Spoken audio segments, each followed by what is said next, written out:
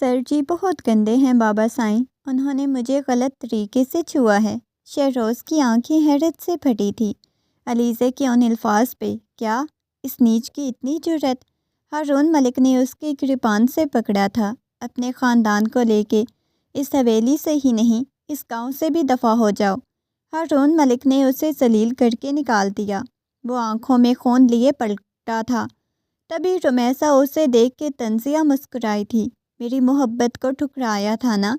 4 سال بعد اپنی قابلیت سے پولیس آفیسر بن گیا۔ سر، اس کوٹھے پہ چھاپے کے دوران ایک لڑکی ملی ہے۔ ایس پی شہروز نے سامنے بیٹھی لڑکی کو دیکھ کے نفرت سے منہ پھیرا تھا، جبکہ وہ خوف سے کانپتی اپنی پھٹی قمیض۔ ہارون ملک نے جیسے ہی ڈرائنگ روم میں قدم رکھا تھا، علیزے بھاگ کے ان سے لپٹ گئی۔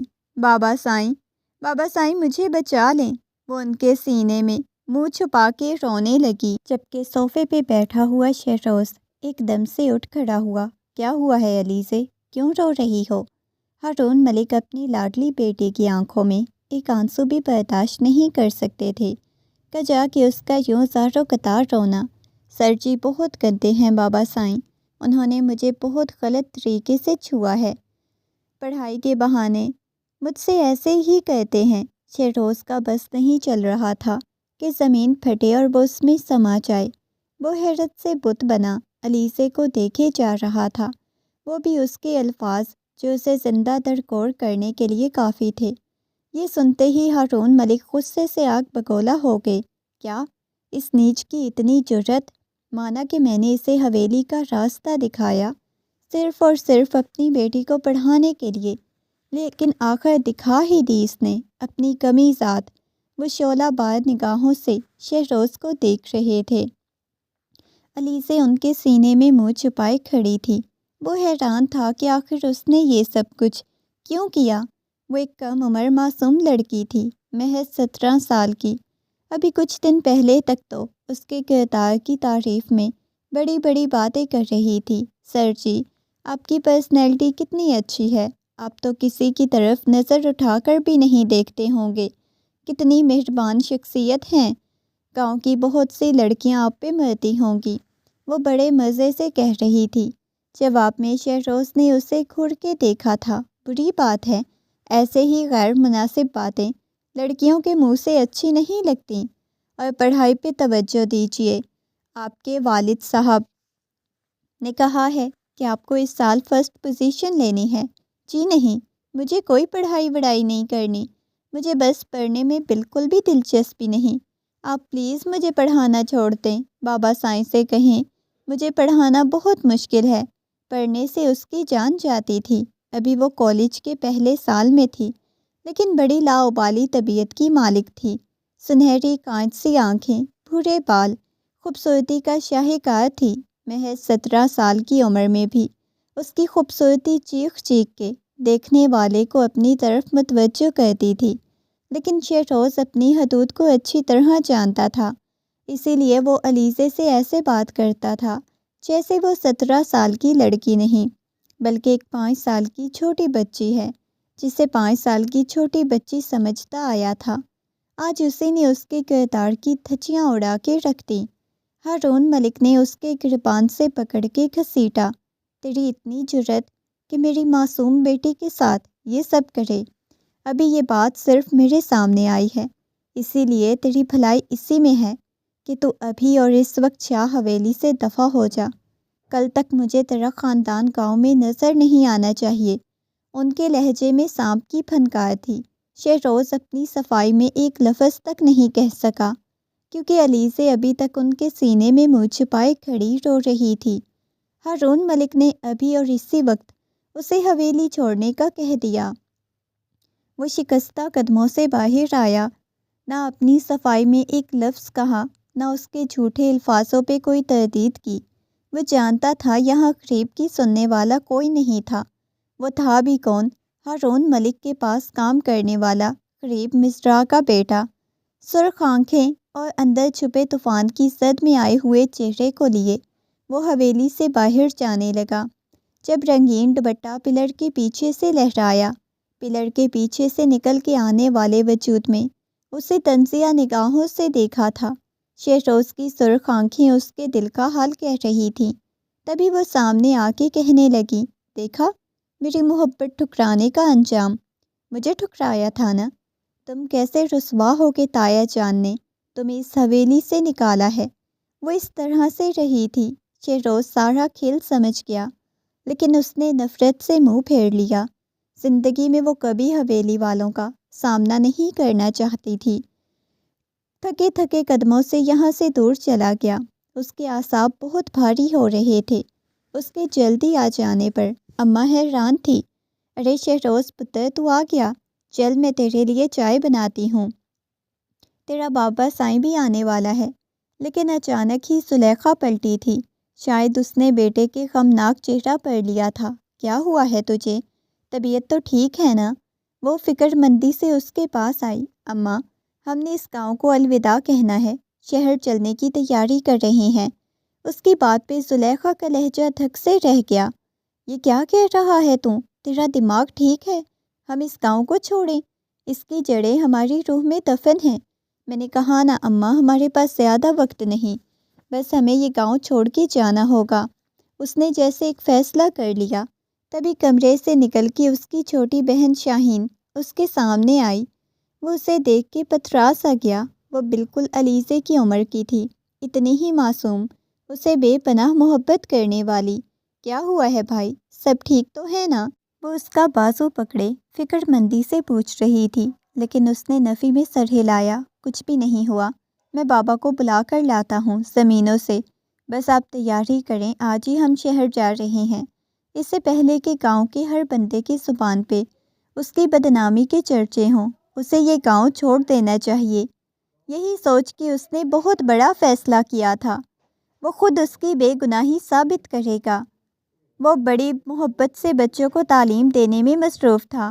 25-20 بچے تھے جو اس کے پاس ریگولر پڑھنے آتے تھے۔ آج کل یونیورسٹی میں چھٹیاں تھیں، اسی لیے وہ انہی میں وقت گزارنا پسند کرتا تھا۔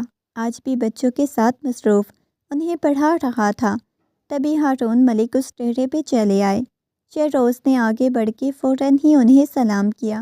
وہ اس گاؤں کے بہت بڑے جاگیردار تھے۔ آدھے سے زیادہ لوگ ان کی زمینوں پہ مزارع کا کام کرتے، جن میں شہروز احمد کا باپ فضل احمد بھی تھا۔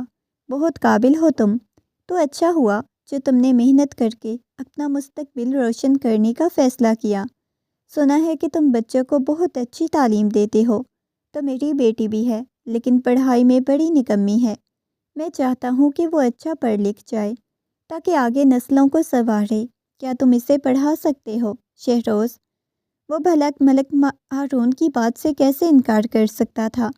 اسی لیے اس نے فوراً سے رضامندی دے دی۔ یوں اگلے دن 4 بجے وہ حویلی چلا آیا اپنی اسٹوڈنٹ کو پڑھانے کے لیے۔ وہ سوچ رہا تھا کہ کوئی چھوٹی بچی ہوگی، 4-5ویں کلاس کی، لیکن آنے والی 17 سال کی بلا کی خوبصورت لڑکی، لاپرواہی سے دوپٹہ کندھے پہ ڈالے، پورے بال ادھر ادھر بکھرے تھے، حالانکہ بالوں کی ٹیل پونی بنا رکھی تھی، لیکن ایسے لگ رہا تھا جیسے ابھی سو کے اٹھ کے آئی ہو۔ ہاتھ میں چند کتابیں پکڑے اس کے چہرے پہ بلا کی بیزاری تھی۔ میں تو ہاسٹل سے چند دن کی چھٹیاں گزارنے آئی تھی، خوشی خوشی کہ یہاں رہوں گی تو آزادی سے اپنی چھٹیاں گزاروں گی، لیکن بابا سائیں نے میرا جینا حرام کر رکھا ہے۔ وہ منہ بناتے شہروز کو بتاتی، بالکل ایک چھوٹی بچی لگ رہی تھی۔ اس نے بے اختیار نظریں جھکا لی۔ میرا خیال ہے آپ کتابیں کھول لیں۔ جی سر جی، آپ پلیز آج چھٹی دے دیں، آپ کل سے مجھے پڑھانے آئیں، آج میرا بالکل بھی دل نہیں پڑھنے کا۔ دیکھیے حویلی سے میرے گھر تک کا سفر بہت لمبا ہے اور میں پیدل یہاں تک آیا ہوں، تو اسی لیے پڑھائے بغیر واپس نہیں جاؤں گا۔ ملک صاحب نے مجھے یہ ذمہ داری دی ہے تو میں اسے ادا کر کے ہی جاؤں گا۔ اس کے 2 ٹوک لہجے پہ علیزے نے منہ بنایا، پھر کتابیں کھولی۔ اس کے خپتی ذہن میں کچھ بھی آنے والا نہیں تھا، اسی لیے رجسٹر پہ پین سے الٹی سیدھی لکیریں کھینچنے لگی۔ فزکس کے فارمولے، میتھ کے سوال اس کے سر سے گزر جاتے تھے۔ اسے زہر لگ رہا تھا پڑھنا، لیکن منہ بنا کے پھر بھی وہ شہروز سے پڑھنے کی کوشش کرنے لگی۔ شہروز کو غصہ بھی آ رہا تھا۔ وہ بلا کی نکمی تھی، اسے کچھ بھی آتا جاتا نہیں تھا، اور کالج کے فرسٹ ایئر میں نہ جانے کیسے پہنچ گئی تھی۔ خیر روز نے اسے پڑھانا شروع کر دیا۔ پورے 2 مہینے کی چھٹیاں، ایسے میں بابا سائیں نے اسے حکم دیا تھا اسے اچھی طرح سب کچھ پڑھ کے جانا ہے تاکہ اس کا سال کلاس میں اول پوزیشن لے۔ شہروز بھلے ہی غریب خاندان سے تھا، لیکن اس کی پروقار اور وجاہت سے بھرپور شخصیت ایسی تھی کہ گاؤں کی لڑکیاں پلٹ پلٹ کے اس خوبرو نوجوان کو دیکھتی۔ کئی لڑکیاں ٹھنڈی آہیں بھرتی اس سے بات کرنے کے لیے ترستی، لیکن وہ کسی کی طرف آنکھ اٹھا کے بھی نہیں دیکھتا۔ چھوٹا سا تو خاندان تھا، 2 بہن بھائی، اس سے چھوٹی شاہین تھی۔ شاہین بھی اس کی طرح پڑھنے لکھنے میں بہت ذہین تھی، ابھی وہ میٹرک میں تھی، لیکن شہروز کا ارادہ اسے آگے کالج کی تعلیم ضرور دلوائے گا۔ بھلے کچھ بھی ہو، شہر میں رہتے ہوئے، یونیورسٹی میں پڑھتے ہوئے بھی وہ ایک نہیں بلکہ 2 جابس کر کے اپنا خرچہ خود پورا کرتا تھا۔ شام کے ٹائم ایک 5 اسٹار ہوٹل میں ویٹر کی جاب کرتا۔ اس سے پہلے وہ ایک اکیڈمی میں 2 گھنٹے پڑھا کے آتا، کیونکہ اس کی پڑھائی کا خرچہ نکل آتا تھا۔ وہ چاہتا تھا کہ ایک بار ڈگری لے لے، اس کے بعد کسی سرکاری نوکری کے لیے اپلائی کرے گا۔ اس کے بہت خواب تھے، تعلیم اس نے ایسے ہی حاصل نہیں کی تھی۔ اپنے خوابوں کو پورا کرنے کے لیے ہر حد تک جانا چاہتا تھا۔ ہارون ملک نہ صرف اس کے بابا کو کافی حد تک سپورٹ کرتے تھے، بلکہ اس کے پورے خاندان کا خیال بھی رکھتے تھے۔ وہ ایک رحم دل انسان تھے، یہی وجہ تھی کہ ان کے کہنے پر وہ ٹال نہ سکا۔ ان کا حکم اور علیزے کو ریگولر پڑھانے آ رہا تھا۔ صرف اتوار کو چھٹی ہوئی۔ ابھی اسے پڑھاتے ہوئے محض 15 دن ہوئے تھے جب ڈرائنگ روم سے باہر جاتے ہوئے اچانک سے کوئی آ کے بری طرح سے ٹکرایا۔ ایک لڑکی تھی جو سینے سے بھاگتی ہوئی آئی تھی۔ اس کا نیلا دوپٹہ اچانک ہی زمین پہ جا گرا تھا، سیاہ بال پشت پہ بکھرے تھے۔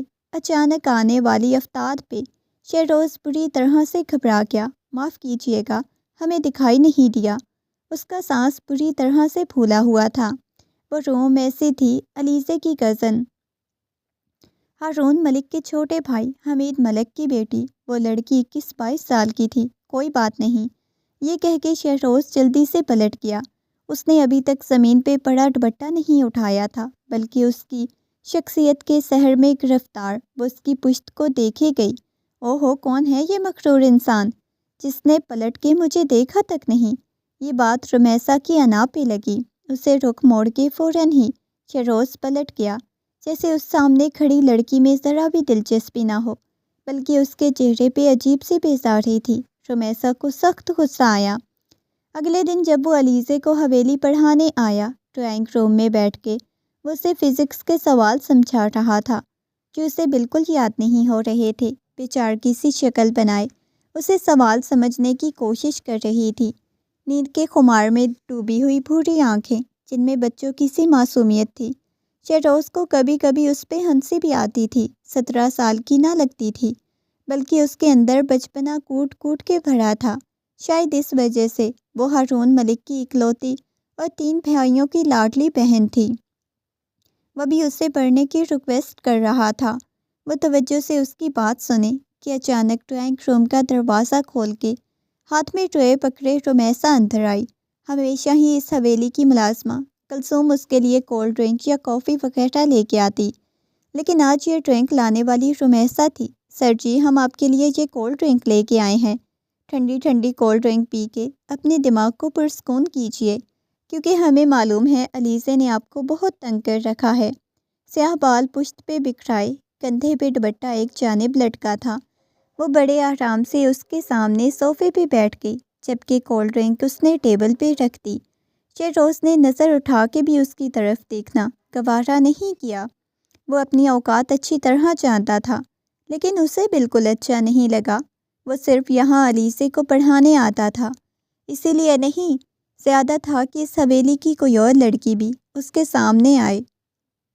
اب جب رمیسا اس مغرور شہزادے کو امپریس کرنے کے چکر میں مسلسل مسکرائے جا رہی تھی، جبکہ اس نے نظر اٹھا کے بھی اس کی طرف نہیں دیکھا تھا۔ جی شکریہ، خشک لہجے میں کہتے وہ دوبارہ سے اسے پڑھانے میں مصروف ہو گیا، جبکہ علیزے کی جان نکل رہی تھی کہ جس طرح بس سر جی چھٹی دے دیں، وہ بھاگ کر اپنے کمرے میں چلی جائے۔ رمیسا نے اس کا جو یہ بیزار رویہ دیکھا تو اسے شدید غصہ آنے لگا۔ نہ جانے کیوں اسے شہروز بہت اچھا لگ رہا ہے۔ آج سے پہلے جتنے بھی کزنس یا پھر اپنی زندگی میں آنے والے دوسرے مردوں کو دیکھا تھا، یہ ان سب سے الگ الگ تھا۔ دوسری طرف شہروز کو ڈرائنگ روم میں رمیسا کی موجودگی ذرا بھی اچھی نہ لگ رہی تھی۔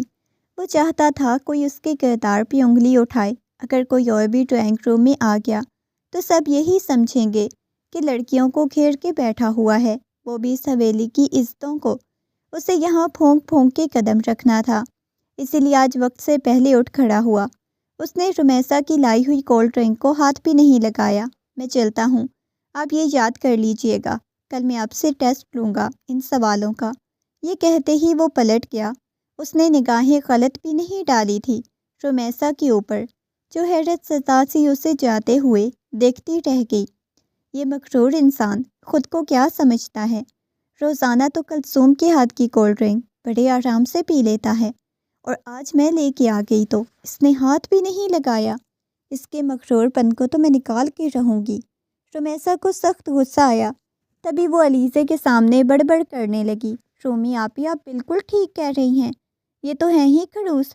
مجال ہے جو ایک دن بھی چھٹی کر لیں۔ یہ کیوں نہیں یاد کیا؟ یہ ضرور یاد کرنا۔ اگر یاد نہیں کیا تو تمہارے بابا سائیں کو شکایت کر دوں گا، بس یہی کہنا آتا ہے انہیں۔ اچھا تو ٹھیک ہے، کہتے ہیں تم پڑھتی کیوں نہیں؟ رمیسا نے اس کے کان کھینچے تھے۔ ایک تو تمہیں اتنا ہینڈسم ٹیچر ملا، اوپر سے پھر بھی تم پڑھائی میں انٹرسٹ نہیں لے رہی، جبکہ مجھے دیکھو میں تو کسی اور چیز میں انٹرسٹ لینے لگی ہوں۔ وہ کچھ کھوئی کھوئی سی کہہ رہی تھی، جبکہ علیزے کے پلے کچھ نہیں پڑا۔ یونیورسٹی میں چھٹیاں تھیں، اسی لیے وہ اپنا پورا وقت گھر اور گاؤں کے بچوں کے ساتھ گزارتا۔ گاؤں کے یہ بچے جن کے ماں باپ انہیں پڑھانے کی حیثیت نہیں تھی، وہ انہیں بالکل فری میں تعلیم دے رہا تھا۔ اس کا بس نہ چلتا۔ اس کی آنکھوں میں گاؤں کے لیے بڑے بڑے خواب تھے۔ وہ کچھ کرنا چاہتا تھا اس غریب اور بے بس گاؤں کے لیے، کیونکہ اس گاؤں کا ہر دوسرا شخص جاگیرداری نظام میں مکمل طور پہ جھیل چکا تھا۔ خود اس کا باپ بھی تو ایک عرصے سے ایسے ہی زندگی گزار رہا تھا۔ وہ اپنی سحر زدہ شخصیت سے اچھی طرح واقف تھا۔ یونیورسٹی میں بھی 2-3 لڑکیوں نے اس کی طرف دوستی کا ہاتھ بڑھایا تو اس نے معذرت کر لی۔ اسے ان چیزوں سے بہت دور رہنا تھا۔ اس کی یونیورسٹی کی چھٹیاں جیسے ہی ختم ہوئیں، اسے واپس شہر چلے جانا تھا۔ پھر سے جا کے ہاسٹل میں رہنا، نئی نوکری تلاش کرنی پڑتی، لیکن اسے اب ان سب چیزوں کو ہینڈل کرنا بہت اچھے سے آ گیا تھا۔ آج پھر وہ پڑھانے کے لیے ڈرائنگ روم میں بیٹھا۔ جب علیزے بیزار شکل بنائے، ہاتھوں میں کتابیں پکڑے، اس کے سامنے آ کر تھم سے بیٹھ گئی۔ سر جی، آپ چھٹی کیوں نہیں کرتے؟ وہ غصے سے اسے کہہ رہی تھی۔ آج میرے سر میں درد ہو رہا ہے۔ وہ بہانے بنانے میں ماہر تھی۔ شہروز نے بمشکل اپنی مسکراہٹ چھپائی۔ صرف 1 مہینہ اور پڑھ لو، اس کے بعد ویسے بھی چھوڑ دوں گا۔ وہ نرمی سے اسے سمجھا رہا تھا۔ چھوڑ دیں گے مطلب؟ یعنی 1 مہینہ اور آپ سے پڑھنا پڑے گا، اس کے بعد تو ویسے ہی مجھے ہاسٹل چلے جانا ہے، وہ منہ بناتے ہوئے اسے کہنے لگی۔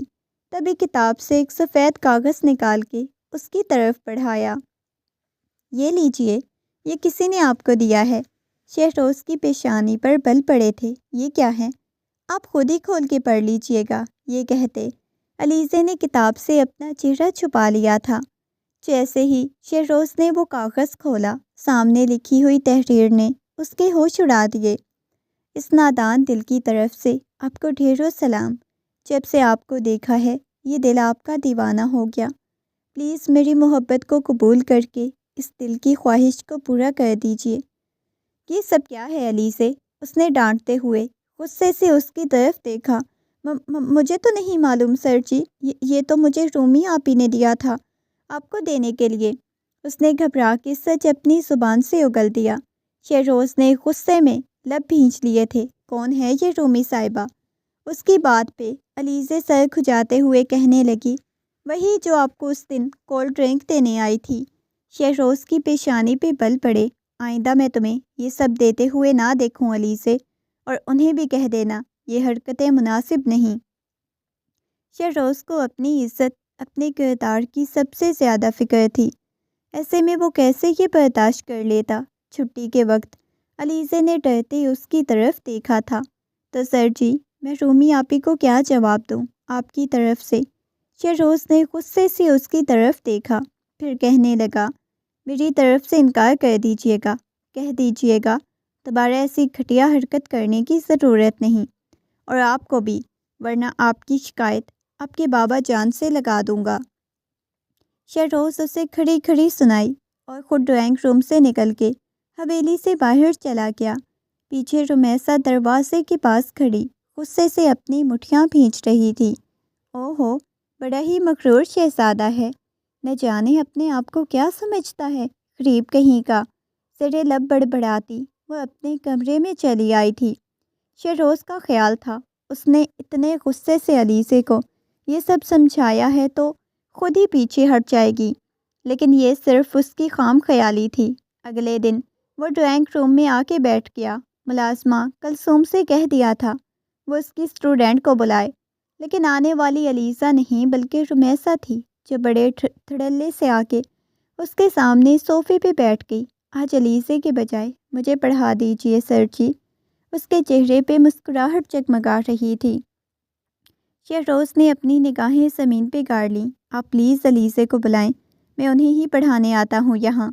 اس کے دو ٹوک لہجے پہ رمیسا نے غصے میں اس کی طرف دیکھا۔ آخر آپ اتنے مغرور انسان کیوں ہیں؟ ایک لڑکی ہے جو آپ کے آگے پیچھے گھوم رہی ہے، آپ کے سامنے آنے کی کوشش کر رہی ہے، کسی طرح وہ آپ کو اٹریکٹ کر لے، اور آپ ہیں کہ متاثر ہونے کی کوشش بھی نہیں کر رہے۔ کیا میں اتنی بری ہوں؟ رمیسا نے منہ بنا کے اس کی طرف دیکھا تھا۔ دیکھیں، آپ اس حویلی کی عزت ہیں اور مجھے زیب نہیں دیتا میں آپ پہ نگاہ غلط بھی ڈالوں، اور آپ بھی مجھے اپنی طرف مائل کرنے کی کوشش مت کریں، دو ٹوک لہجے میں کہتے شہروز نے اسے سامنے سے ہٹایا۔ رمیسا غصے سے گھونٹ پی کے رہ گئی۔ جب اسے پتہ چلا علیزے آج حویلی میں ہے ہی نہیں تو رکنے کا کوئی فائدہ نہیں تھا۔ وہ پورا حویلی سے باہر چلا آیا۔ اسے بڑا عجیب سا محسوس ہو رہا تھا۔ کتنی بدتمیز لڑکی ہے اور بے شرم بھی، وہ دل ہی دل میں اسے کہتا۔ جلدی سے اپنے گھر کی طرف قدم بڑھا رہا تھا۔ پھر ایسا ایک دفعہ نہیں ہوا بلکہ کئی دفعہ ہونے لگا۔ وہ جب بھی علیزے کو پڑھانے بیٹھتا، رمیسا بھی بہانے سے ڈرائنگ روم میں آ کے بیٹھ جاتی۔ کبھی اسے مسکرا کے دیکھتی تو کبھی نکرانیوں کے ساتھ اس کے لیے ڈھیروں چیزیں سجا کر ٹرالی میں لے کے آتی۔ وہ صرف اسے اپنی طرف راغب کرنا چاہتی تھی، کسی طرح اس کی انا کا بت ٹوٹے، لیکن شہروز بھی اپنے قدم اپنی اوقات اچھے سے پہچانتا تھا، اسی لیے کبھی اس کی طرف نگاہ اٹھا کے نہ دیکھا۔ ایک دن اسے موقع مل گیا جب علیزے سو رہی تھی۔ وہ اسے پڑھانے کے لیے ڈرائنگ روم میں بیٹھا، تبھی دوپٹہ لہراتی ڈرائنگ روم میں چلی آئی۔ شہروز ٹیبل پہ پڑی کوئی کتاب دیکھ رہا تھا جب تھم سے آ کے اس کے سامنے بیٹھی۔ کتنی مشکل سے آج مجھے موقع ملا ہے اپنی دل کی بات کہنے کا۔ میں آپ کو کیسے بتاؤں شہروز صاحب، میں آپ سے محبت کرنے لگی ہوں، آپ مجھے اچھے لگتے ہیں، کہ آپ مجھ سے شادی کریں گے؟ بڑی بے باکی سے اپنی نگاہیں اس کے چہرے پہ ٹکائے وہ اظہار محبت کر رہی تھی۔ شہروز ایک دم سے اٹھ کھڑا ہوا۔ دیکھیں، یہاں ملک ہارون صاحب کی چھوٹی بیٹی کو پڑھانے آتا ہوں، اسی لیے آپ ایسی بات نہ کریں اور انہیں بلائیں۔ کیا مطلب ہے؟ آپ نے میری بات کا جواب بھی نہیں دیا۔ اتنی بھی بے رخی اچھی نہیں ہوتی، مجھے معاف کر دیں، لیکن مجھے آپ کی بات قبول نہیں، نہ ہی مجھے آپ میں کوئی دلچسپی ہے، پتریلے لہجے میں کہتے اس نے رخ موڑ لیا۔ رمیسا کو اس پہ شدید غصہ آیا۔ لب بھینچ کے وہ شہروز کے سامنے آئی تھی۔ دیکھ لیجئے گا شہروز صاحب، میری محبت ٹھکرانے کا انجام اچھا نہیں ہوگا۔ میں ہوں کہ آپ کے آگے پیچھے پھرتی ہوں، کسی طرح اپنی محبت کے بارے میں آپ کو بتانا چاہتی ہوں، اور آپ اتنے مغرور انسان ہیں کہ میری طرف دیکھتے بھی نہیں۔ اس کا انجام آپ کو بھگتنا پڑے گا۔ میری محبت کا انکار کر کے کیا حرج ہے اگر آپ بھی مجھ سے محبت کر لیں؟ وہ دھڑلے سے اس کے سامنے آ کے کھڑی ہوئی۔ شہروز ڈرائنگ روم سے باہر نکل آیا۔ وہ بری طرح سے گھبرایا ہوا تھا، کہیں کوئی اس طرح سے اسے باتیں کرتے ہوئے حویلی کا کوئی اور افراد نہ دیکھ لے، ورنہ عزت دو کوڑی کی رہ جائے گی۔ تبھی علیزے کو بنا پڑھائے حویلی سے نکل آیا۔ وہ سوچ رہا تھا کہ ملک ہارون سے معذرت کر لے گا، اسے اب شہر چلے جانا چاہیے۔ چھٹیاں ختم ہونے میں محض 15 دن رہ گئے تھے، لیکن اسے کیا معلوم تھا کہ ذلت اس کی راہ دیکھ رہی ہے۔ تبھی تو وہ یہ بات ملک ہارون سے کہہ نہ پایا اور وقت اس کے ہاتھوں سے نکل گیا۔ علیزے، کیا تم میری ایک بات مانو گی؟ رمیسا کچھ سوچتی ہوئی علیزے کی طرف دیکھنے لگی، جو بےزاری سے کتاب کھول کے ٹیڑھے میڑھے منہ بناتی سبق یاد کرنے کی کوشش کر رہی تھی۔ کیا بات ہے رومی آپی، دیکھو تم چاہتی ہو نا کہ تمہاری پڑھائی سے جان چھوٹ جائے، تم آزادی سے اپنی زندگی گزارو، تو تمہیں میرا ایک کام کرنا ہوگا، اور اس کھڑوس انسان جو تمہارے سر جی ہیں، تمہارے ٹیچر، اس سے تمہاری جان چھوٹ جائے گی۔ کیا تم میرا یہ کام کرو گی؟ کیسا کام رومی آپی؟ وہ حیران تھی۔ تبھی رمیسا اس کے کان میں کھسر پھسر کرنے لگی۔ اس کی بات سن کے علیزے کی آنکھیں حیرت سے پھیل گئی تھی۔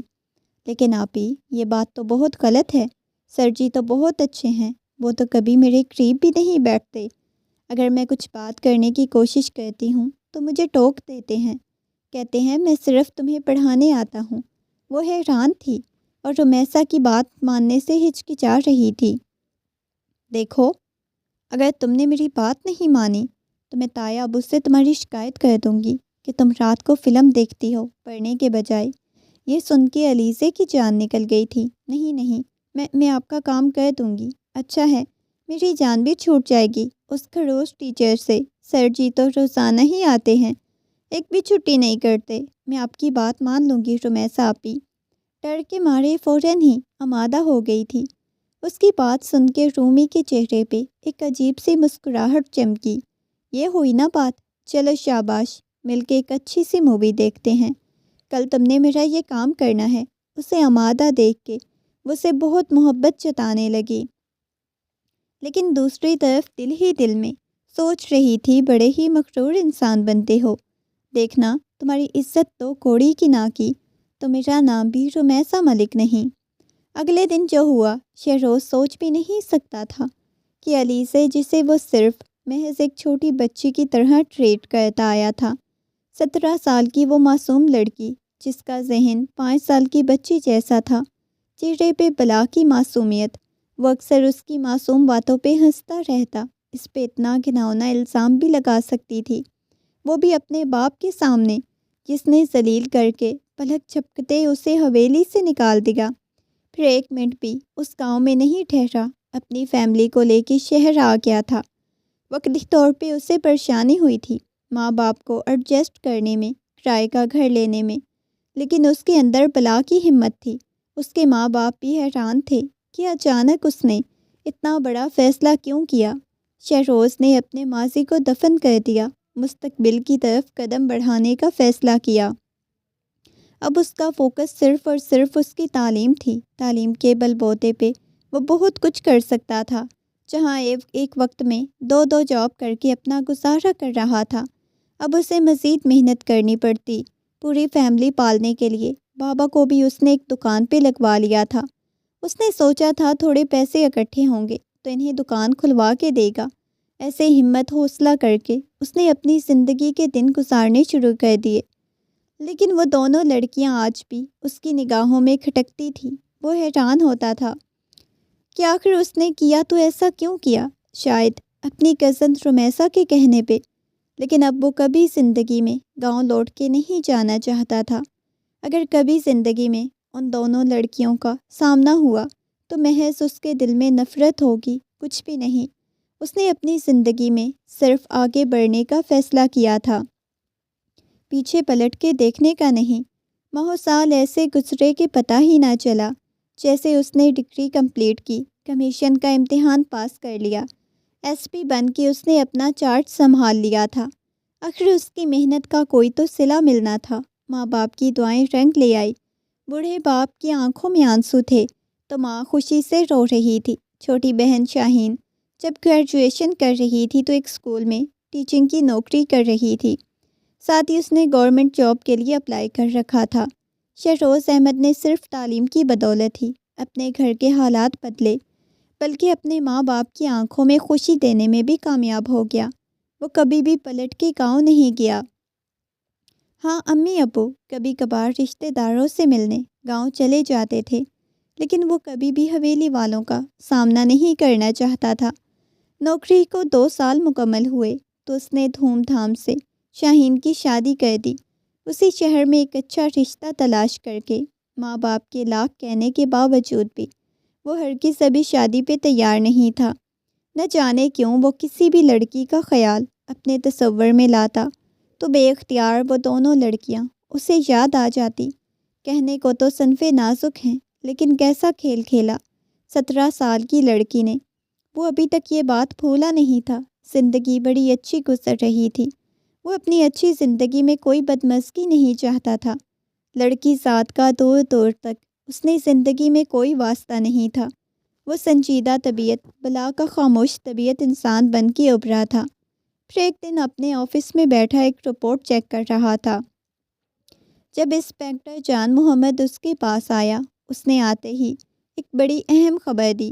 سر، جس جگہ کے بارے میں ہم کئی دنوں سے منشری کر رہے تھے، بلیک وہاں پہ چھاپا مار لیا گیا ہے۔ دھندا چلانے والی میڈم افشین بائی کا ڈانس کلب تو ایک طوائفوں کا اڈا نکلا۔ ڈانس کلب کی آڑ میں وہ دوسرا فحاشی کا دھندا بھی چلا رہی تھی۔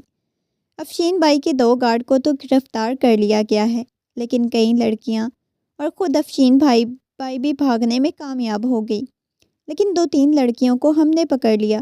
سر، ایک تو بہت رو رہی ہے۔ اس کا کہنا ہے کہ وہ اس دھندے میں نہیں تھی، بلکہ 2 دن پہلے ہی اسے ایک دھوکے سے افشین بائی کے کوٹھے پہ چھوڑ گیا تھا۔ وہ کسی نور پور گاؤں سے اپنا تعلق بتا رہی ہے۔ یہ سن کے شہروز چونکا۔ اچھا، کون ہے وہ لڑکی؟ نور پور گاؤں سے اس کا بھی گہرا تعلق تھا۔ پچھلے 5 سالوں سے وہ اس گاؤں کو کیسے بھول سکتا تھا جہاں پہ اس کی پیدائش ہوئی تھی؟ وہ حیران تھا کہ وہاں سے تعلق رکھنے والی لڑکی آخر کون ہو سکتی ہے۔ تھوڑی دیر بعد کالی چادر میں لپٹی وہ لڑکی اس کے آفس میں آئی تھی۔ اس نے چہرے پہ نقاب لگا رکھا تھا، لیکن اس کی بھوری آنکھیں شہروز کو کچھ دیکھی سی لگ رہی تھی۔ بیٹھے آپ، خشک لہجے میں کہتے اس نے لڑکی کو بیٹھنے کا کہا۔ کبھی اچانک لڑکی کے چہرے سے چادر ہٹی، وہ بالکل ساکت سا بیٹھا رہ گیا۔ خود لڑکی کی آنکھیں پھٹی کی پھٹی رہ گئیں۔ اس نے جو لباس پہن رکھا تھا وہ انتہائی عجیب و غریب تھا، لیکن اس لڑکی کو وہ سینکڑوں لڑکیوں میں بھی بآسانی پہچان سکتا تھا۔ وقت کی دھول اتنی بھی دھندلی نہ ہوئی تھی کہ سامنے بیٹھی اس چہرے کو وہ پہچان نہ سکتا۔ اس لڑکی کی وجہ سے ہی تو اپنے گاؤں سے دھتکارا گیا تھا۔ علیزے نے پھٹی پھٹی نگاہوں سے سامنے بیٹھے شہروز حسن کو دیکھا، پھر ایک دم سے اس کے سامنے ہاتھ جوڑ دیے۔ سر جی، میں سچ کہہ رہی ہوں، میں کوئی غلط کام نہیں کرتی، بلکہ وہ جنید مجھے دھوکے سے چھوڑ گیا تھا۔ وہ رو رو کے تڑپ رہی تھی۔ اس کے بھورے بال اب کندھوں پہ بکھرے ہوئے تھے، سر سے چادر ڈھلک گئی، پوری آنکھوں میں بے تحاشا آنسو تھے۔ کوری چٹی رنگت پہلے سے زیادہ حسین و دلکش لگ رہی تھی۔ اس لڑکی کو دیکھ کے کوئی انسان پاگل ہو سکتا تھا، کیونکہ 5 سالوں میں وہ اچھی خاصی بدل گئی تھی۔ جوانی کا نوخیز روپ اس پہ ٹوٹ کے برسا تھا۔ اس نے حوالدار حمید کو جانے کے لیے کہا اور خود پوچھنا چاہتا تھا کہ آخر اس کے ساتھ ہوا کیا؟ وہ افشین بائی کے کوٹھے تک پہنچ کیسے گئی؟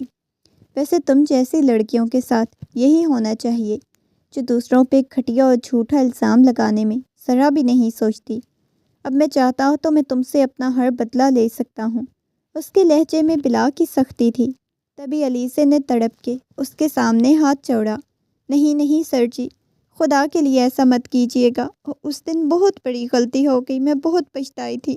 وہ سب رومی آپی کے کہنے پہ کیا تھا۔ مجھے کیا معلوم تھا کہ آپ کی زندگی تباہ کر دیں گے بابا سائیں۔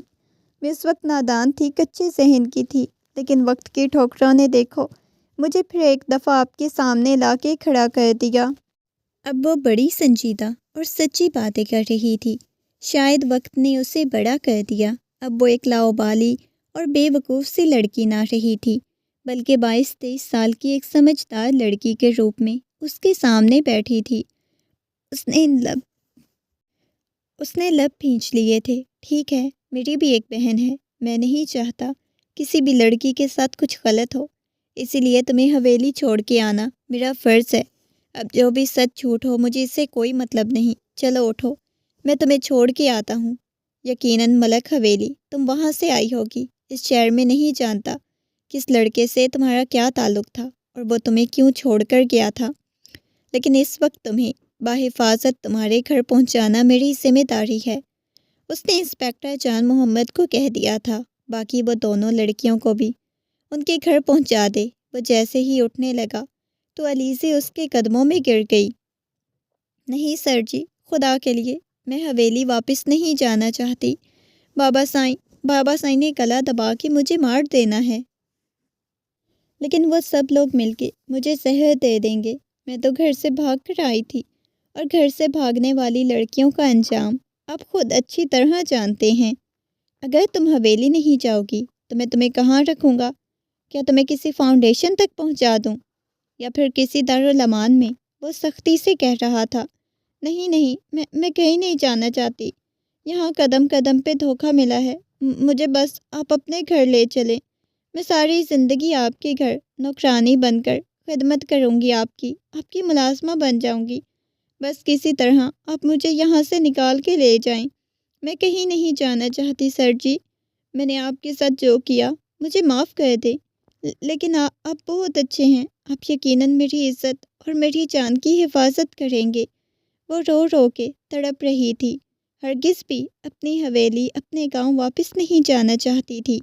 اب شہروز پریشان ہو گیا۔ ماضی میں جو کچھ ہوا تھا اسے بھلانا اتنا آسان تو نہیں تھا، لیکن وہ اس لڑکی سے اب کیا کہتا؟ اس وقت وہ بہت نادان تھی۔ یقیناً رمیسا کے کہنے پہ اس نے وہ چال چل کے اس پہ الزام لگایا۔ اب اسے گھر ہی لے کے جانا ہوگا اور کوئی راستہ نہیں تھا، کہیں اور جانے کو تیار نہیں تھی۔ اس نے زیادہ اصرار کیا، اسے دھمکیاں دینے لگی، سر جی میں کسی نہر میں جا کے چھلانگ لگا کے اپنے آپ کو ختم کر لوں گی، یا پھر کسی گاڑی کے نیچے۔ وہ بڑی حق تحمی سے کہہ رہی تھی۔ شہروز نے لب کھینچ لیے۔ وہ کہنے لگا، اچھا ٹھیک ہے، چلو میرے ساتھ، میں اپنے گھر لے چلتا ہوں تمہیں۔ علیزے نے اپنے گرد چادر لپیٹ لی تھی اور سر جھکائے اپنی آنکھیں صاف کر دی۔ اس کے پیچھے پیچھے چلی آئی۔ آگے نہ جا رہی ہوں، اس کی قسمت میں نہ جانے کیا ہونے والا تھا۔ شاید اس نے خود اپنے پاؤں پہ کلہاڑی ماری تھی۔ شہروز، یہ کون ہے بیٹا؟ امی حیران پریشان سی پلا کی خوبصورت اس لڑکی کو دیکھ رہی تھی جو سہمی ہوئی اس کے پیچھے کھڑی ہوئی تھی۔ شہروز نے کوفت زدہ نظروں سے مڑ کے علیزے کو دیکھا۔ اب اس محترمہ کا تعارف کروانا پڑے گا جو گھر سے بھاگ کے بڑا کارنامہ کر چکی تھی۔ وہ منہ میں بڑبڑاتے امی سے کہنے لگا، امی یہ لاوارث لڑکی ہے، اسی لیے آپ کی خدمت گزاری کے لیے یہاں لے کے آیا ہوں، نوکرانی بن کر اس گھر میں رہے گی۔ خشک لہجے میں کہتا شہروز امی کو حیران کر گیا۔ علیزے کا سر ابھی تک جھکا ہوا تھا، اسے شہروز کے الفاظ پہ افسوس نہیں ہوا تھا، جبکہ زلیخا بیگم حیران تھی۔ اتنی خوبصورت من موہنی سی لڑکی، اتنی گوری چٹی، نہ جانے اس لڑکی دیکھی سی لگ رہی تھی جیسے اس لڑکی میں کسی کی جھلک صاف نمایاں ہو۔ اچھا ٹھیک ہے بیٹا، لیکن تم اسے نوکرانی کہہ رہے ہو، اگر یہ لاوارث ہے، اس کے سر پہ کوئی نہیں، تو یہاں یہ بیٹی بن کے رہے گی، نوکرانی نہیں۔ زلیخا بیگم کی بات پہ نظریں اٹھائے انہیں دیکھنے لگی، جبکہ شہروز نے سر جھٹکا۔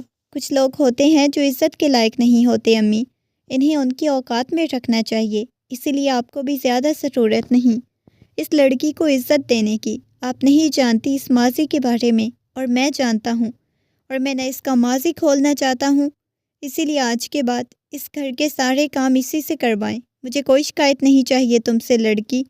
یہ کہتے وہ سرد لہجے میں اسے دیکھتا کمرے میں چلا گیا، جبکہ علیزے ابھی تک سر جھکائے کھڑی تھی۔ زلیخا بیگم نے اس کے کندھے پہ ہاتھ رکھا، پھر بڑے پیار سے کہنے لگی، آ جاؤ بیٹی، تم اس کی باتوں کا برا نہ ماننا، یہ تو ہے ہی ایسے مزاج کا۔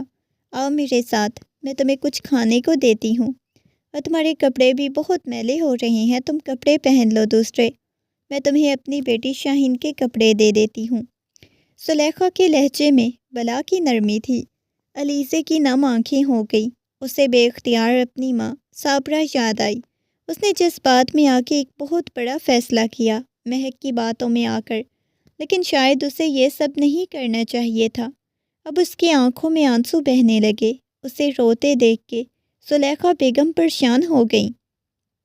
کیا ہوا ہے بیٹا؟ گھر والوں کی یاد آ رہی ہے کیا؟ وہ اس دنیا میں نہیں ہیں؟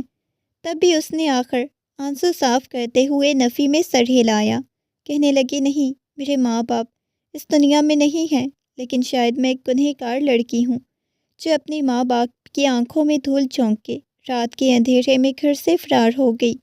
میں نے انہیں بہت بڑا دکھ دیا، شاید میں اسی سزا کی مستحق ہوں۔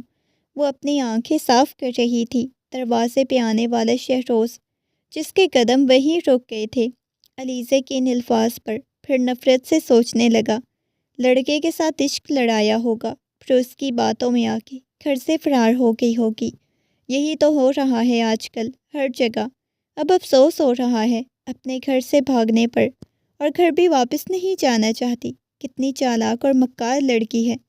تبھی جلدی سے اندر آیا، زلیخا بیگم سے کہنے لگا، امی جلدی سے مجھے کھانا نکال دے، بہت بھوک لگی ہے۔ زلیخا بیگم اس کے کہنے پہ فوراً سے کچن میں چلی گئی۔ پیچھے وہ علیزے کو ڈانٹتے ہوئے کہنے لگا، دیکھو لڑکی، یہ ہمدردی اور منافقت کا لبادہ اوڑھنے کی ضرورت نہیں، نہ ہی یہ ٹسوے بہا کے کسی کی ہمدردی لینے کی ضرورت ہے، خاص کر میری ماں سے تو بالکل بھی نہیں، ورنہ ایک فون کروں گا نور پور گاؤں میں اور تمہارے عزت دار بابا سائیں فوراً تمہیں لینے پہنچ جائیں گے۔ وہ علیزے کو ڈراتے ہوئے کہنے لگا تو فوراً آنسو صاف کرتے ہوئے کہنے لگی، نہیں نہیں پلیز، آپ ایسے مت کیجیے گا، میں کبھی بھی حویلی واپس نہیں جاؤں گی، میں یہیں پہ رہوں گی، آئندہ کبھی آپ مجھے روتے ہوئے نہیں دیکھیں گے۔ اس نے جلدی سے اپنے آنسو صاف کر لیے۔ اس کی بات پہ اس بات میں سر ہلاتا چلا گیا۔ پیچھے وہ اپنے آنسو حلق میں اتارنے لگی، کیونکہ شہروز نے سختی سے اسے یہاں رونے سے منع کر دیا۔ پھر تو اس نے گہری چپ کا لبادہ اوڑھ لیا۔ بس ہر وقت وہ کچن میں کام کرتی رہتی یا پھر کمرے میں بیٹھی کچھ نہ کچھ سوچتی رہتی۔ زلیخا بیگم بھی اس کے ساتھ کام کروا دیتی تھی۔ وہ اسے اس گھر کی ملازمہ نہیں بلکہ بیٹی کی طرح سمجھتی تھی۔ زلیخا بیگم کو وہ بہت اچھی لگتی تھی، اتنی گوری چٹی، بھوری آنکھیں، بھورے بال، وہ تو کسی انگریز کی طرح دکھتی تھی۔ وہ نوکرانی بننے کے نہیں بلکہ کسی ملکہ بننے کے لائق تھی۔ وہ شہزادیوں کی طرح نظر آتی۔ ایسے میں زلیخا بیگم پوچھے بنا نہ رہ سکی، اچھا بیٹا تم بتاؤ کہاں کی رہنے والی ہو، تمہارے ماں باپ کون ہیں؟ جب اس نے اپنے بارے میں بتایا تو ان کی آنکھیں پھٹی کی پھٹی رہ گئیں۔ کیا تم ملک ہارون کی بیٹی ہو؟ جبھی تو میں کہوں تم مجھے دیکھی دیکھی کیوں لگ رہی ہو؟ تم بالکل اپنی ماں صابرہ جیسی ہو۔ وہ تو بڑی نیک اور اچھی عورت تھی، لیکن بیٹا تم نے کیا غلطی کی؟ کیوں گھر سے بھاگ گئی؟ وہ تو بڑے عزت دار ہیں، وہ تو کبھی یہ چیز برداشت نہیں کریں گے۔ وہ پریشان ہو کے علیزے کو دیکھنے لگی۔ علیزے نے وہ اپنے آنسو صاف کر لیے، جی میں گھر سے ضرور بھاگی لیکن کسی لڑکے کے ساتھ نہیں۔ وہ حیران تھی، کیا مطلب کسی لڑکے کے ساتھ نہیں؟ صاف صاف بتاؤ کیا ہوا تھا؟ زلیخا بیگم اسے اصرار کر رہی تھی۔ وہ روتے ہوئے کہنے لگی، وہ دراصل آپ کو پتہ ہے نا ہماری حویلی کے اصول کتنے سخت ہیں۔ سب کی شادیاں ہو گئی تھیں، لیکن اچانک ہی چچا جان کے بڑے بیٹے خاور بھائی کی بیوی کا انتقال ہو گیا۔ ان کے 2 جڑواں بچے ہوئے تھے پہلے سے ہی۔ ان کی ایک 5 سال کی بیٹی تھی۔ کیونکہ ہمارے خاندان میں باہر رشتہ نہیں آتا، نہ ہی لڑکی کا رشتہ باہر کرتے ہیں، تو انہوں نے میری شادی خاور بھائی سے کرنی چاہیے۔ وہ تو مجھ سے بڑے ہیں، کم از کم 15 سے 18 سال بڑے۔ میں ہمیشہ ان کو اپنا بڑا بھائی سمجھتی آئی تھی، میں بھلا کیسے ان سے شادی کر سکتی؟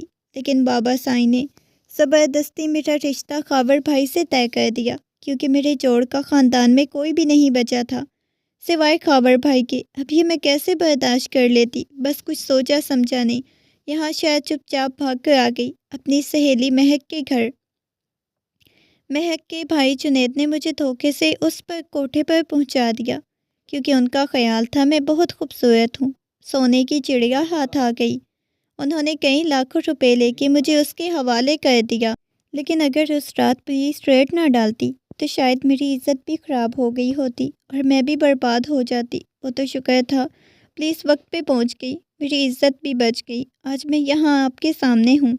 اس کی داستان سن کے زلیخا بیگم کی آنکھیں پھٹی کی پھٹی رہ گئیں۔ اوف میرے خدایا، یہ تو نے کیا کیا بچی، تو نادان تھی، تجھے ایسا نہیں کرنا چاہیے تھا۔ لیکن حویلی والوں کا بھی قصور ہے۔